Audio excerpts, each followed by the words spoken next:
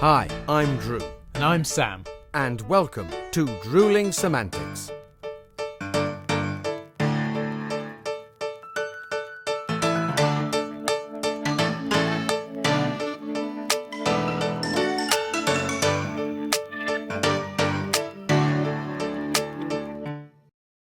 Sam, are you there, Sam? Sam. Mate, I am here. I am beer at the ready, and I'm eager to dive right in. Well, that is great news, mate. Same here. Hey, we have got a lot to go back through. I mean, what a season it was. Oh, it was, buddy. I mean, plenty of funny stories, interesting news articles, some passionately debated beliefs and opinions, and, I mean, it's Drewling Samantics, so there was obviously a whole load of friendly banter. Yeah, all the ingredients to go together to make another top quality Drewling Samantics season. Agreed, mate. So I suppose we should have a look at just what some of those ingredients were. Let's do it, Sam. Let's do it. Ladies and gentlemen, here are our favourite us moments from season 6. Mm-hmm. I have had a very busy week, some very interesting stuff. However, it could be a quiet episode because I can't talk about it. I'm on one of those. Not really, not yet. Suffice it to say that I've got some very interesting filming coming up. I have had some interesting technical meetings. The performance will require quite a bit of makeup, and the rest will have to wait to be revealed, I'm afraid. Wow, that is super cryptic. I mean, yeah. As long as it's intriguing, then people might stick with us. But if they're here just for the facts, then they're probably buggered off already, mate. Because that's well, the fact is, I can tell you more in about 2 weeks' time. All right. It was very interesting. It was a wonderful interview with Glenda Jackson that I listened to a couple of days ago, and this Cultural Life on Radio 4. If anyone listens to it, there's some fabulous actors on there talking about their life in the arts.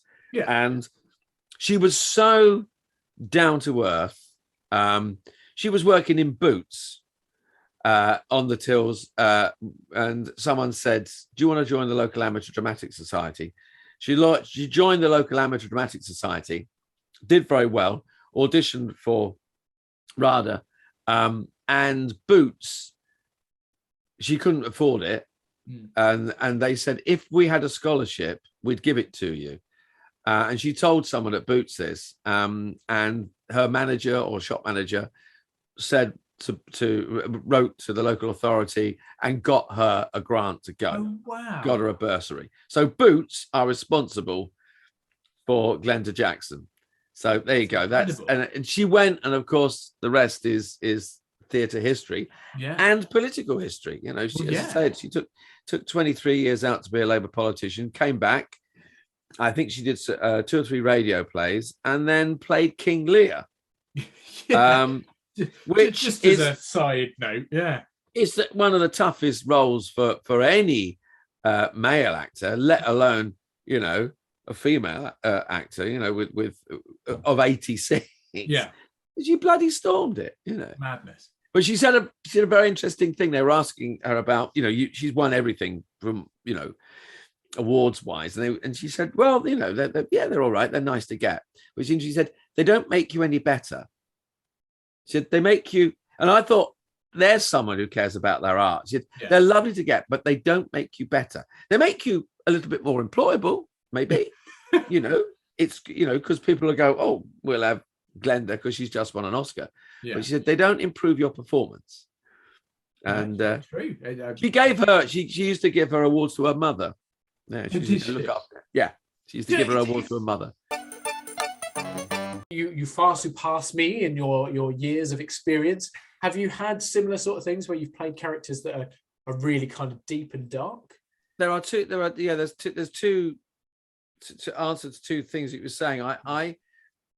You've heard me talk about it before. People have heard me talk about a play called Strictly Murder, which I did 3 or 4 years ago, playing a character called Joseph, who is suffering from post-traumatic stress disorder we know now, we recognize it now. You wouldn't have known it. Maybe you would call it shock or amnesia, or whatever. A long story short, he was in a concentration camp during the period of the beginning of the Nazi occupation or the takeover of Germany. He escapes. He has seen some terrible things. He has been to some very dark places. He has lost his family. And through the course of the play, you slowly learn that's where he's been. That's what he's seen. And you know, if you didn't know that, if you met Joseph, as he's wandering around the countryside with, a couple of rabbits strung on his belt and a shotgun over his arm, you think he was probably the local village idiot. You stay out of his way because he's slightly scary. You can't judge him. You think he was either dangerous, mad, or whatever. You actually, in the end, you go, good Lord, that's his journey, And in researching that, I can't go to those places. I did a research on the internet. I went to some very dark places on the internet, dark history of concentration camps and the like. And I based my character on utter disbelief. The reason he is so shocked is because, and if you think about it, people who have been through that never recovered, not necessarily from what people have never, if you've seen things like that, you'll never get over that. And I sat there in front of my computer screen going, I can't believe that. And I got upset. And I remember those moments of being upset and disturbed. And I thought, that's where his character lies. Yeah. He's upset, he's disturbed times 100-fold. That's where I sort of started with. And that's where that happens. I forgot the other little storyline I was going to say, but it's playing those dark characters. Like you say, you have to kind of walk away, leave it. And if you think about, that was what I was going to say, the method actors who stay within character, I mean, you say you base things on personal experience. You can only go so far as that, because if you're holding a gun and you're going to shoot someone and you say, I'll base that on personal experience, well, surely something's gone wrong there. You've never held a gun and shot someone. You can only find the darkest possible place to go and then come back from that. And it's I remember I'm doing some of the thrillers I've done, that the thriller season, and they are heightened bits of drama. They are dramatic, melodramatic, but you are holding a gun sometimes. I've done dozens of scenes where you're holding a gun at someone, or you've just poisoned someone. You can, in the back of your mind, you go, hang on a minute, hang on. We're treating this in a wry smile kind of melodramatic way, but I've just killed someone, or I'm holding a gun. And those little moments, people say afterwards, cool, you really were quite scary. And I thought in the back of my head, going, this is scary. This should be scary. Don't care how melodramatic it is. That has got to be bloody scary, So I put the question to you, Mr. Fettes. Are you allowed to reveal any of your secrets yet? I can say that I've been filming a commercial, right? And the product at this moment I probably shouldn't mention, right, what it is about. But however, I can say that there is a reason for that, and that will become patently clear. But what I can say that one of the wrinkles of the filming is that I have been using and working in prosthetics, which is something a discipline that I hadn't worked in before. I've had masks and used, but this is a heavy makeup job. If I say I'm in the makeup chair for 3.5 hours, and it's some people may say that I need that work, but it is for a specific. If you're going to steal the things that I'm going to take the piss out of you with, then you might as well just do a solo show, mate. Go on, then carry on. Sorry about that, mate. Sorry, but no, it is for a particular character for this particular product, but it is a very interesting discipline. And I had the full head, life mask taken. Yeah. And then these extraordinarily talented people went away and created this amazing makeup that we're using. And it's very strange. I look in the mirror and I know that's me, but over the top is this other character, and you think, okay, that's weird. And then I apply the other bits and pieces that have to go with the character. There is a particular accent, and then I walk onto the set, and it's like, wow, okay, that's great. And the wow has come from the client as well, so they're very pleased. And I've got used to it. It took some time. I had several makeup tests, and then got the makeup on. And once it's on, and used to it, and it starts to move with me. But I mean, someone said to me, one of the makeup technicians said, it is a particular skill. Some people can do it, some people can't. Some people get very claustrophobic, which draws their performance in. And I mean, there are hundreds, thousands of actors that are working in prosthetics. I mean, if you think of all the Lord of the Rings, The Hobbit, and Game of Thrones, and any any of those sort of fantasy roles, that's prosthetics left, right, and center. Yeah, I mean, and as you know, I've done quite a lot of work in prosthetics for various different things, and it is an entirely new experience. I mean, I've done anything from, I played 1 year, I did pantomime, and I played the Beast in Beauty and the Beast, so I had sort of a rather large prosthetic for that. That was a couple of hours prior to each show, getting ready. For anyone that's checked it out, they'll see that when I did the book covers for the Wasteland Road Night series, we had obviously Andrew Dobell, the writer of those, on for all the promo material for that, and for the book covers and stuff. I had sort of slight prosthetics, things like scars applied and certain things to my face. And equally, another project I did with Andrew, where I was a zombie Nazi. We've talked about that before as well.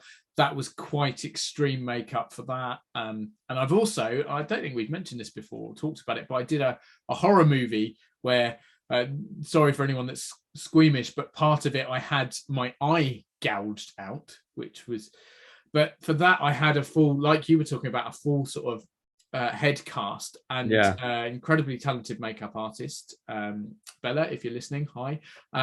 She created my head basically again. So she cast me, then created another me out of that, and from that they were able to sort of use a fake head to gouge it. So there are some stunningly talented special effects makeup artists out there. But as you say, it's an interesting process. It's something that you have to get used to. There are some people that can't cope with it. It's something that you can't really describe how it feels. Like you were just saying there, it's you, but when you take on something that's so different, you kind of sort of, it's a bit, it takes you back. It does, doesn't it? Hang on, I know it's me, but wow, like I didn't know I could look like that. So yeah, it's quite a bit. Equally, what an experience, like what an entertaining thing to be involved in. It's great. And I mean, as I say, I like to pay my own tribute to the makeup artists that I will be able to reveal subsequently, tell you more about it. Theatre it's but I think people forget how popular it is. I mean, the most popular sport in the country is angling. Most popular sport is angling, and then a few down the list of hobbies that people take up is going to the theatre. Really? It's a huge hobby for people. I think it's about 5 down after that. Wow. So yeah, not know that at all. Yeah. There you go. Another interesting fact. Another interesting fact from the mouth of Mr. Drew Fettis. The character I play is very dark. He's not a nice person. He does some not nice things. I'm not going to go too much into it because it's not that necessary. But essentially, there's a huge abuse of trust, and he is a person in a position of power who has some very negative ideas and behaviours. I found it a huge challenge to play this character. Number one, because it's a simple fact. I am nothing like him. At all, yes. So which is where becoming an actor is kind of the thing. Digging a hole here, get yourself out, Sam. I know what I mean. Essentially, sometimes acting, you can base real life experiences to influence what you do. There is no way I can possibly do this in this scenario because it just isn't true. So it's something that is semi-research based, but equally something that I've got to kind of almost imagine another place and become a different person for.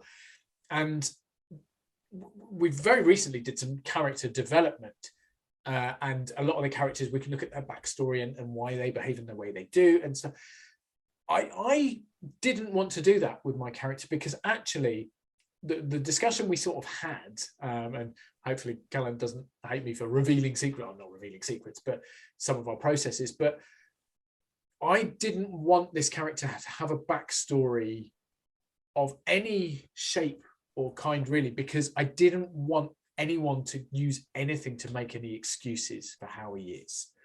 That's not saying that people who do bad things might do them, they may well do them because of what's happened to them in their life, but equally that doesn't necessarily mean you should treat it as an excuse or allow forgiveness due to something, particularly in this case where this is a horrible man who does very not nice things to someone who looks up to him, someone young who looks up to him. So I didn't want to develop the character in that respect, because I felt that could give an opportunity for audiences to kind of go, well, but, and I don't want it to be a but. I want it to be point blank. He is not a good person. Yeah. There is no forgiveness. We need to look at him negatively, particularly because it's a hugely influential group of people that we're performing to, in that they are young adults who are still learning about the world and still experiencing these things. Do you think if there was, for want of a better phrase, a reason for his behavior, that would lessen the power of what you're saying, lessen the power of the message? Yeah. Or... I think there's a twofold answer to that. I think initially it's, number one, there is no excuse for what he does. For what his behavior. Yeah, I get that. So super bad man. Yeah.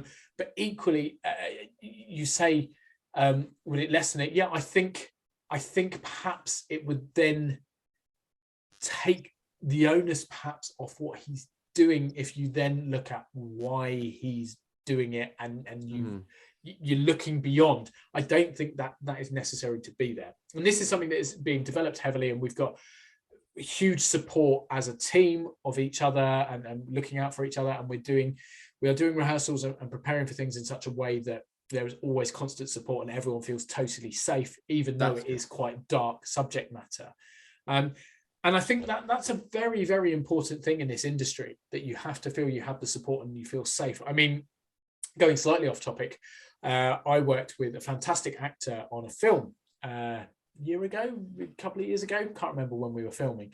And in that film, I had to do a particular scene where I got very, very angry and very aggressive and held another actor up against the door and shouted at him, and very, very sort of violent behavior without an actual altercation per se. There was no punches thrown or any kind of fighting, but it was very physical, very intense. And one of the other actors, who actually wasn't in that scene, came to me and he said, I'm watching what you're doing, it's fantastic, but take a breather. Like, you've done lots of takes, now sit and have a moment, because you cannot allow yourself to get to a point where you are overly immersed and it becomes almost dangerous. It becomes overwhelming, I guess, is what he said. And that really stuck with me. It's a moment that's massively stuck with me. And I've been lucky enough that I've had support on everything I've done, and an amazing kind of network around me whenever I've done a piece like I'm doing now, or like I refer to there. And I think it's hugely important to have those kind of options, to discuss things, to plan things, to make sure that that everything is completely and utterly safe and dealt with in the right way. Talking about exciting, for the first time since 2019, the stage debut awards were held, and there were lots of great talent there, lots of winners. But I picked out, because there was a couple of winners who just had some really nice quotes about, since they won the award, or since, people have won the award previously, commented about how it changes. And we often say, how does an award help, or whatever, or what thoughts do you keep in your mind to get to where they are. And Elizabeth Gunawan, who was won an award for the best performer in a play, she had a lovely thing to say, which is like, surround yourself, and I'm reading my notes here, surround yourself with the right people that keep you honest and your work vigorous. And I think that's really nice, because when you're struggling, you can get pulled in lots of different, you're starting out and struggling to find way. You can get pulled in lots of different directions and sometimes make the wrong decisions. And I speak from personal experience that I made some wrong decisions and maybe trusted the wrong people in the past, and got, a bad agent or a bad, director or something like that has happened. And I think that's a really nice thing to say. Surround yourself with the right people. I think that's a really excellent piece of advice. And someone else said, hard work beats talent when talent doesn't want to work, which you've got to think about. But actually, that one took a little bit of calculating. The gears were turning, but no, it's like, you can't beat hard work. And I think for all of us, and people that have listened to Drewling Samantics, over the last 18 and or so months, they'll realize that everybody that we've spoken to, our guests, and indeed, ourselves, you cannot beat hard work. Sometimes you just got to put your nose to the grindstone and go for it. And the other one is a lovely guy, lovely actor called Dara Hand. He said, your individuality is your strength, which I read as, be true to yourself, And I think there's the three little things that came out of that. It's nice. I find that last one particularly interesting, because it's almost ironic in its tone, that like, you are an individual and you want to stand out for that reason, but essentially what we do is pretend not to be ourselves. So there's an interesting sort of blend in there, isn't there? Like, yes, you can still be an individual in your performance and you can still put your own swing on things, but by being true to yourself, you don't want to end up typecast, and you don't want to end up as, well, that's just you. So an interesting one, but I get the premise there. I understand that.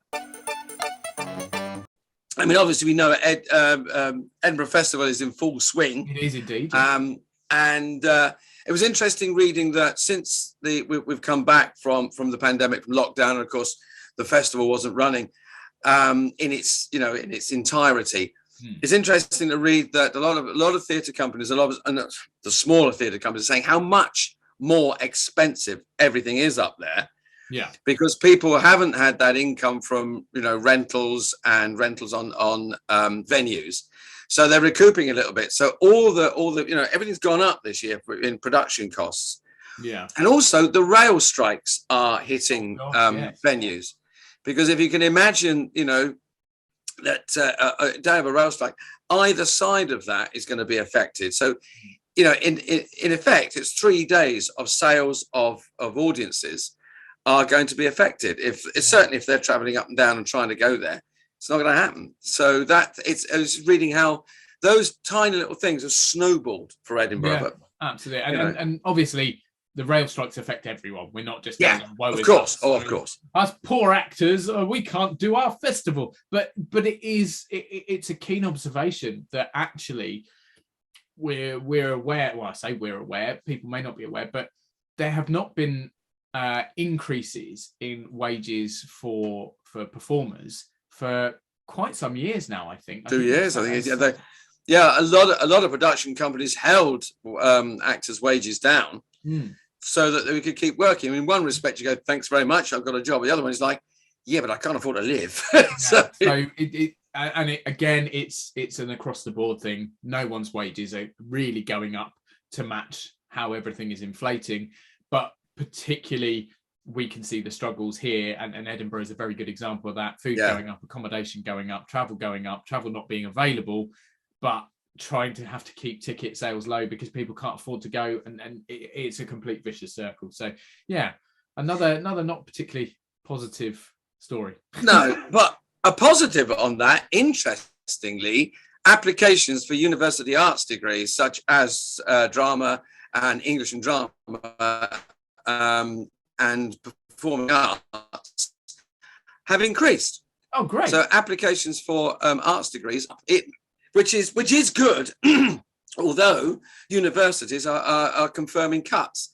So that'll interesting to see how that balances out. Another See whether going on. Because I mean, obviously our present government are particularly arts friendly. They're not supporting us as well as they could. So whether the university grants drop and whether the university cuts include arts funding, we'll see on that one. But interesting. Nice that they're, it almost feels like that it's a bit of a middle finger. Like, government, you don't want the arts to thrive. You're not supporting us. Well, I'll tell you what, we're all going to become bloody actors, and then you won't have a choice.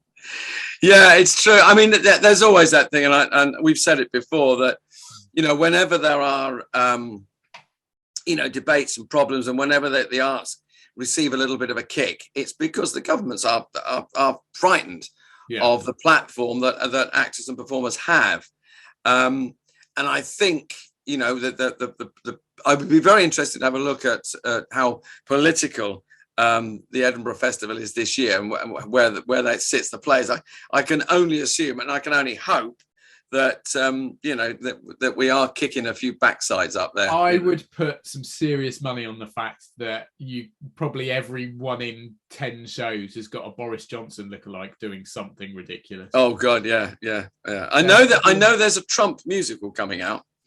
I know. He's become rather outspoken again recently, hasn't he? I mean, yeah, he won't go away, will he? He won't go away. I mean, we actually had quite a few discussions over the past season relating to government and how politics and our industry seem to regularly cross paths these days, mate. I certainly did, Sam. Sometimes I even stayed impartial. Yeah, I mean, sometimes. No, you were very calm and fair, buddy. And if I may say so, you spoke truthfully and passionately about some things that are very important to all of us. Yeah, I don't know what's in that beer of yours, mate, but it's making you very friendly. It's a little disconcerting, Sam. Oh, you know I love you really, mate. But funnily enough, my beer is almost empty, so I'm going to go fill it up. Okay, I'm with you. Right, have you done, Sam? Mate, I am done. Let's get back to some more clips. No, I mean, you call me a technophobe, and I'm an old grump and everything, but I don't like self-checkouts in supermarkets. Which is extra funny, because did you not do an advert for, was it for the COVID testing and where you were working on a supermarket checkout? I was working on a supermarket checkout. Yes, I was.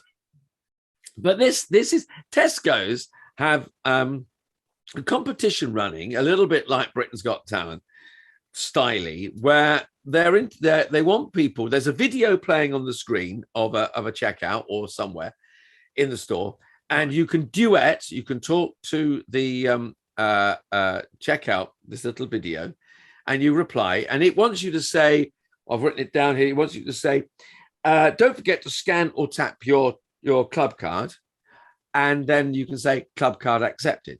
So you literally put your voice in, and you're auditioning for that voice to be used at the checkout. So it's a voice of the people, which is quite nice. Go like in every store, like on their machines.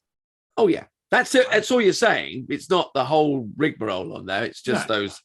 But it's obviously to boost the use of club card, and we all know, this is no advert for Tesco's, but if you use your club card, it reduces the prices. So that's obviously what they're pushing. Yeah. But you read it, you think, that's quite a good idea. It's quite kooky. It's a nice little thing for people to muck about with. I mean, I usually stand there and swear at the self-checkout. Yeah. So, I won't be saying club card accepted. I'll be going, just give me my freaking shopping. Yeah. And I don't have any bags, you bastard. But I hate them. But you think, oh, that's great. Your voice gets used. And is there any form of payment for this? And this cropped up in the... There should be, because it is a job. Yeah. Now, if you and I, as voiceover artists, were to record that, you would think, oh, I get some form of remuneration. Now, because this is, or not because, but this is going to be members of the public who could be doing this. Yeah. So technically not necessarily performers, although there could be a few performers rush in there and go, haha, going to do this. Get stuck in, yeah. Yeah. Don't get stuck in. Don't get too excited, because all you get is 10,000 club card points, which is equivalent to 100 quid. So we're talking about a job which essentially will make your voice go Nationwide. across the nation, like completely cut every single Tesco store, every single self-checkout. So let's say there'll be, what, I don't know, 20 per store, I don't know, 10,000. So we're talking 250,000 machines, maybe. There's a lot of them. There's a lot guesstimate. of them. Yeah. Yeah. But certainly in the hundreds of thousands, if not millions, potentially. And they're offering you £100 in club card points, not even cash. It's just, I think it's a great idea. I mean, half of them is going, it's a fun idea. Half of it's the fun, half of it's, for people to go, well, that's me, I'm on the machine, for one lucky person, So Mrs. Jackson of Altringham's going to go, that's me, brilliant, and she gets £100 worth of club card points. But a very interesting thing, another little bit of news. A hangover from the Brexit and travel visas and work visas. Yeah. Circuses that are famously known for having international acts and international casts, for want of a better word. They are experiencing and are predicting further difficulties because of visas. Not only for English circuses and the English circus performers to perform on the continent and in Europe, but also circuses that have a large international cast traveling around is going to be difficult. So they are predicting that bookings, and if there will be delays in travel and difficulties in moving acts around. I mean, if you look at, probably the most famous circus, Cirque du Soleil, they're multinational casts, Course, yeah. but amongst those are English performers. Yes. Now, if you've got a whole circus that can travel, and then you've got an act that can't, you're going to have to think round that. Now, does that mean that English circus acts, circus performers are not going to be hired, and English circuses are not going to be hired? That could be a huge, huge problem. So it was an interesting little wrinkle that I heard today, and read today about that. So I mean, I guess you don't really think about things like that, but you only have to look perhaps at something like the Olympics to see how heavily dominated that can often be by sort of Chinese or Asian athletes, gymnasts, and the same with the Russians, infamously sort of teach from such a young age, and they're drilled, and then that's why they've been so historically successful.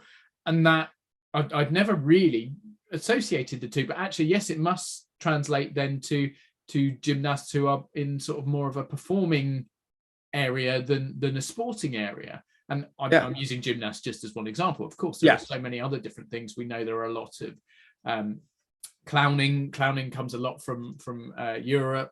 And there are just various different skills and things within a circus. Yeah, I'd certainly not really thought about it, but yeah, it's going to prove to be quite a stumbling block in a way, I would think. Yeah, it's a particular thing that has hit that sector, which, as again, like yourself, I hadn't really taken on board how the international travel would affect a huge company, a huge cast. So yeah, there'll be. I'm going to keep an eye on that story and see what happens there, because that was something that struck me.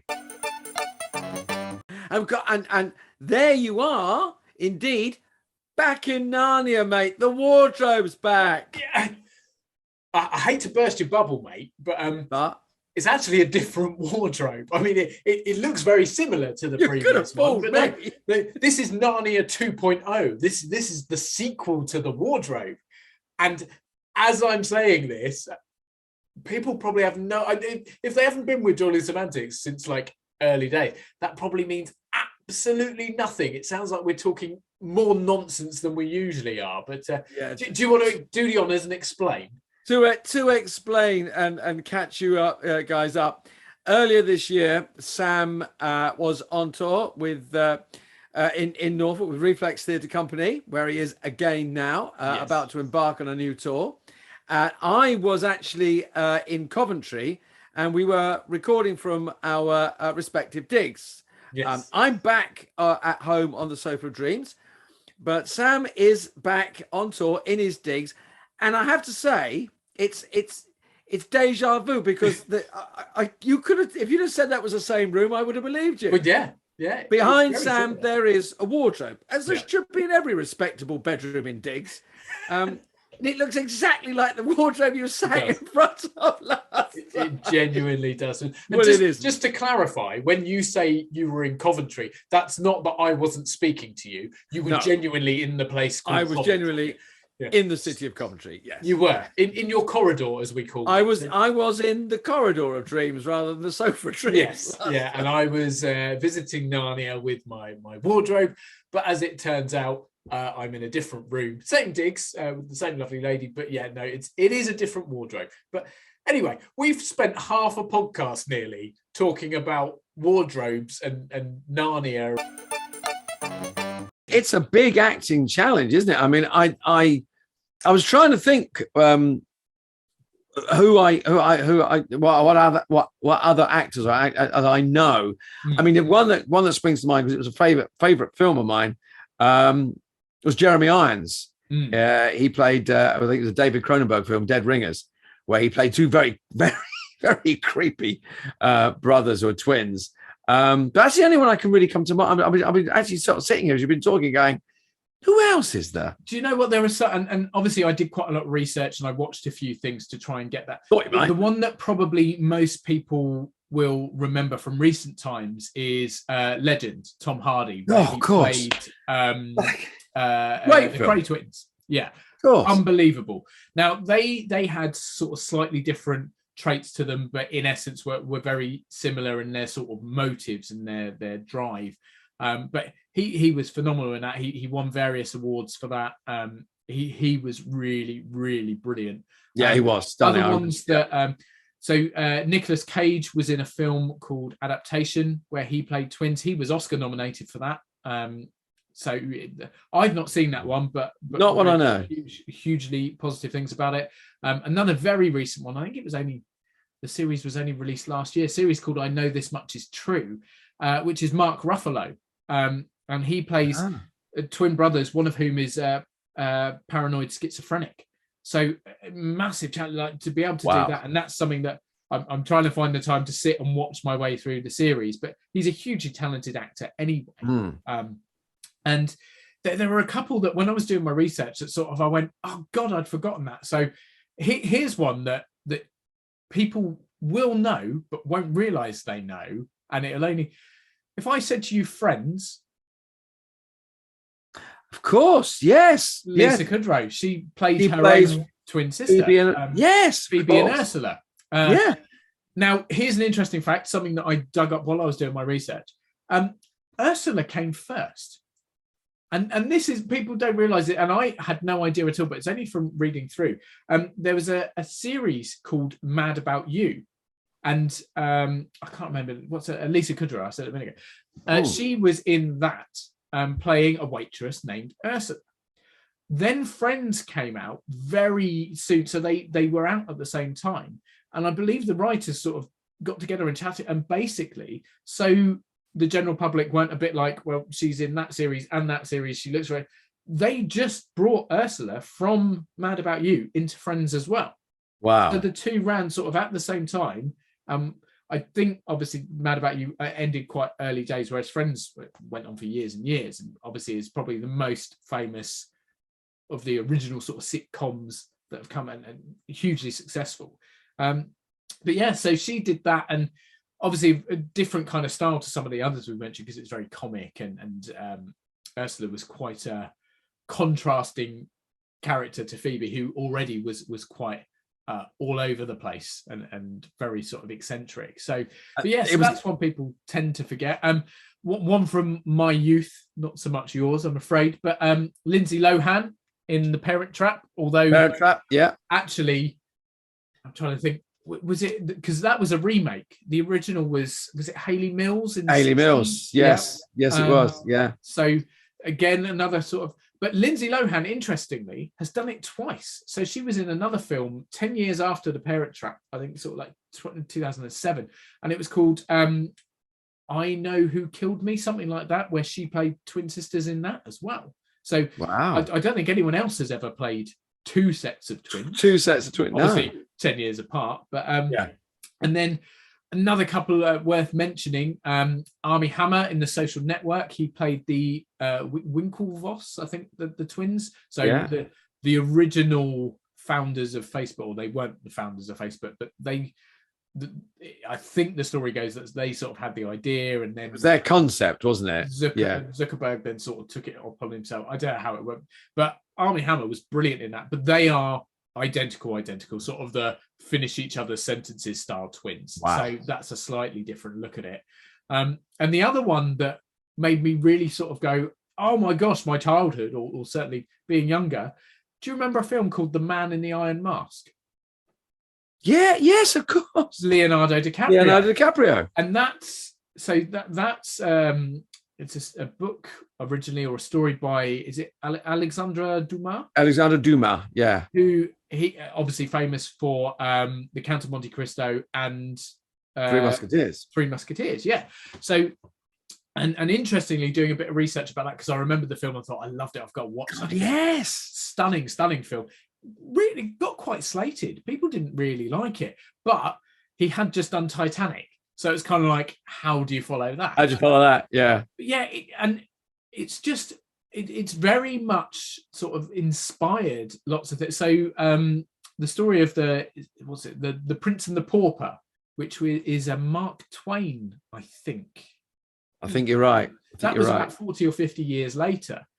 So that inspired great things, but another opportunity to play, or for someone to play twins, but two very, very different. So one very sort of regal and sort of out there, and the other one very sort of submissive and whatever. So the mixture of those two characters, all these things were quite inspiring for me, reading through them and sort of seeing how these people did it. Another one, or final one I should probably mention, and he's probably more famous not for playing twins, but for playing multiple roles. You've got to talk about Eddie Murphy, because you think about The Nutty Professor, where he played basically an entire family, but that wasn't his first, or he's I can't remember if it's before or after, but he also played twins in another film, so he's sort of done it more than once. Do you remember Bowfinger? Yes. I don't remember ever watching it, but he played one who was like sort of a superstar, rich, famous, whatever, and he had a very shy twin. So there's more of it than you think. And this was when I was doing research and thinking, right, this is a huge opportunity for me. I want to do this right. I want to have done my research and sort of looked into.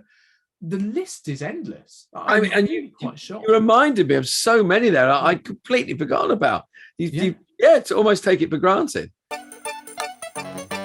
Well, hello, ladies and gentlemen. Welcome back to Drewling Samantics. Again, I seem to be on my own. I'm not entirely sure why. Drew, where are you and what are you up? I'm here.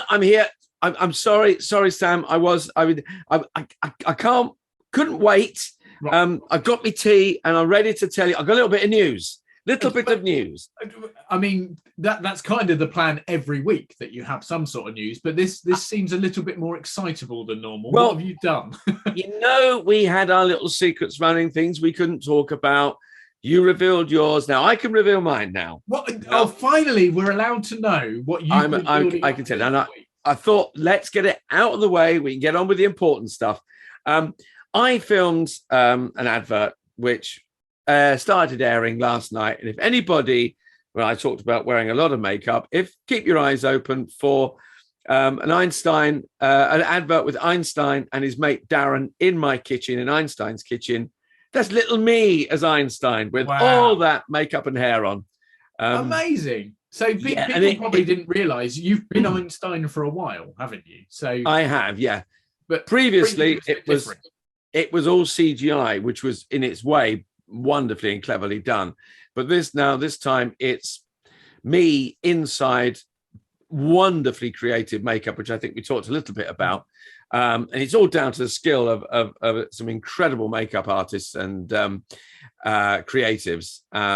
So yeah, that is little me in there. I pop up occasionally. We'll pop up on social media as well. We've done some 15-second little social media ones. So everyone's going to get very bored of Einstein. If you could get bored of a genius. But yes, so it was fun to make, but I can finally say that's what I was doing. Amazing.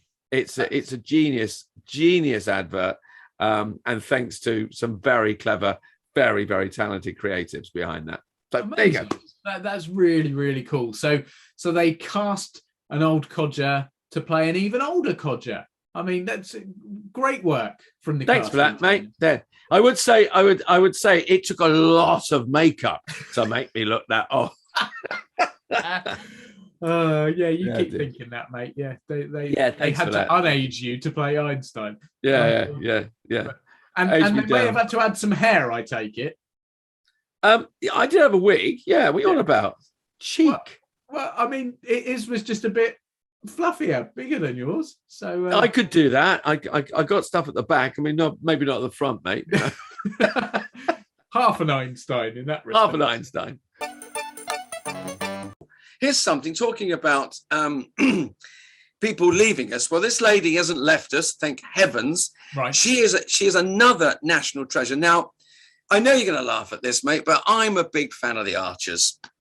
I'm not going to laugh at it. I probably could have foreseen that statement. Yeah. But there's a lady on there, June Spencer. Now, June Spencer is leaving the Archers after 71 years in the cast. No way. Yeah. 71 years. Yeah.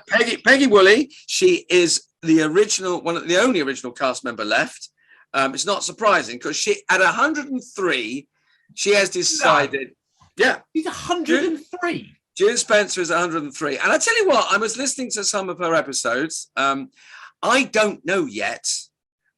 Maybe when this episode airs, we might know how June is leaving the series, but I don't know yet how she is. But she announced her retirement a couple of days ago. So obviously, Archer's episodes are recorded in advance. Yeah. So I won't know, and we won't know yet when we lose the character and how we lose the character. Mm. But yeah, she will be waving goodbye at some point, which is she's very sad. But I mean, June Spencer, she's an amazing actress because during lockdown, the Archers continued broadcasting, and people they were recording in isolation and then joining things together, and there was very clever editing going on. Mm. And some of her episodes that she was just recording on as a telephone conversation or chatting, as it were, over the fence. Mm. Amazing. Her performance is very delicate, very subtle, and at no time is that any, and I don't mean this arrogantly or whatever, but at no time does she ever appear weak or patronizing is what I would say. You know, she is strong, you know, and you think she's still working at 103. I mean, whatever she's taking, I want some of that, you know. Amazing. You know. So do you think in a couple of years' time when you reach 100? Steady. I mean, so I had a few options there. I could have gone that way. I could have said to you, and you obviously remember her first episode because you'd only been in the business for about 20 years at that point. So absolutely, mate. Yeah. I was just for anyone just joining us for the first time. There may be an ongoing theme that I remind Drew that he's slightly older than me every 4 or 5 seconds ish. So yeah. Interestingly enough, it's something that I read something recently about, and I don't know if you've seen it. If you haven't, you should check it out if you can stomach it. The incredible new Netflix series, Jeffrey Dahmer, about Jeffrey Dahmer. I haven't, but Oh, it's really, really dark, harrowing, horrible, because essentially it's a true story. There are some slight adjustments and things cinematically, because that's what you do when you take a true story and then you create a filmic version of it. It's not a documentary. It's based on true events, but you have to make it work as a series or as a film. But Evan Peters plays the lead. And he is unbelievable. He is creepy. He is horrible. But he is. And I read an article, him talking about doing it and saying just how horrible the role was and how he had to go to some very dark places to be that accurate. And he said something very similar again, that he used the horror of the reality to drive him to the right place for the character. And he too, not to make comparisons between myself and him, because, well, I'd love to be in his position in Hollywood. Anyway, but he too said that he owes a lot to the crew and the people surrounding him for supporting him, helping him through things, and just being there and making it feel safe, despite how horrible some of the stuff they were creating was. Actually, talking of awards, there's a little note about Ian McKellen. He's had a theatre named after him. Oh, amazing! a performance space in Edinburgh, because he did a dance version of Hamlet, Edinburgh Festival. It's just madness. We've got a Knight of the Realm, like immensely talented stage actor, like incredibly followed screen actor with some phenomenal roles like Magneto and Gandalf, and these huge roles in film, and he's at Edinburgh dancing. He did. I don't think he danced so much as he narrated, but he was in a dance show, and they were the only genuinely sold out show in Edinburgh. They sold every single ticket, apparently. For the entire run. A genuinely sold out. So they named the space, it's St. Stephen's, it's under Ashton Hall, 300-seater venue, 300-seater venue. If it's 3-seater, mate, I think even I could sell it out. Yeah. The 300-seater venue, I can't remember how many performances, but they all sold out. But it is now the Ian McKellen Theatre. So I think it's lovely. I think it's really nice. And even better than that, he wore a beanie hat throughout the run of Hamlet. And they auctioned that off. They raised £12,000, and that is now a bursary for young dancers. So, I mean, he kind of just ticks the boxes, doesn't it? It's just sickening at that stage, isn't it? He's raising money for charities and good causes. He's selling out theatres. He's got the theatre named after him. He's been knighted. What more is there? I'll tell you what more, mate. Next time you go to Tesco's to self-checkout, it'll be Ian McKellen saying, have you scanned your club card? He'll have done it just for the Tesco points. He'll have done it for his Tesco points. Oh, dear. Ending a season talking about a legend and national treasure from the industry, it seems fairly appropriate, mate, don't you think? Well, it certainly does, Drew. And who knows, maybe one day people will be talking about us like they do about the great Sir Ian McKellen. Yeah, well, we should be so lucky, mate. We should be so lucky. But hey, come on. We can dream, can't we, hey? And in the meantime, we can thank all the wonderful listeners, watchers, subscribers, fans, and followers who yet again have showed us amazing support over the past 15 weeks. Yeah, as always, Drewling Samantics only exists thanks to everyone out there who continues to tune in. It honestly just means so much to us. So from the bottom of our hearts, thank you. Thank you. And, well, that's it for a little while, mate. 2023 seems, well, a long way off, but I'm sure time will fly by. No, it certainly will, buddy. And until then, we'll keep busy on the social media and we'll make sure we get planning some incredible stuff for season 7. That's a deal, Sam. So, ladies, gents, Sam, I will see you all next year. Take care. Cheers, everyone. See you soon. Bye-bye.